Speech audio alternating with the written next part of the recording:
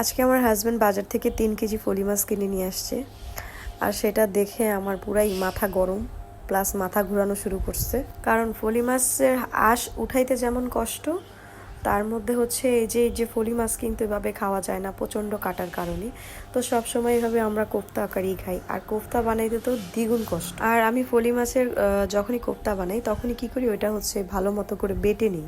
কারণ আমার কাছে মনে হয় ব্লেন্ডারে করলে মানে গুঁড়ি গুঁড়ি যেটা কাটা ওইটা কিন্তু থেকে যায়, এত পাতলা কাটা কিন্তু ব্লেন্ডারে একবারে মিশে যায় না। আর আমার ছোটবেলা থেকেই গলার মধ্যে শুধু কাটা আটকায় যাওয়া একটা মানে কি বলবো অভ্যাসে পরিণত হয়ে গেছে। 3 কেজি মাছ কিন্তু একবারে মানে কি বলে যে কোফতা করা আমার পক্ষে একদম ইম্পসিবল। তাই আমি কি করছি, তিনটা তিনটা করে ভাগ করে রাখছি। তো ভাবছি যখনই রান্না করব তিনটা তিনটা করে নিয়ে তারপরে হচ্ছে করব।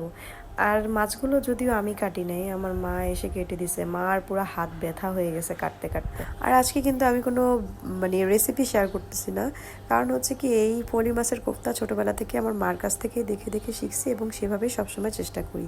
আর একটা কথা বলতে কি, এক একজনের রান্নার স্টাইল কিন্তু এক এক রকম, এবং অনেকের মুখের স্বাদ কিন্তু ভিন্ন। কেউ ঝাল পছন্দ করে, কেউ মিষ্টি খেতে পছন্দ করে। আর সবচেয়ে যেটা বড় কথা, ফলি মাছের কোফতা খেতে কিন্তু খুবই ভালো লাগে।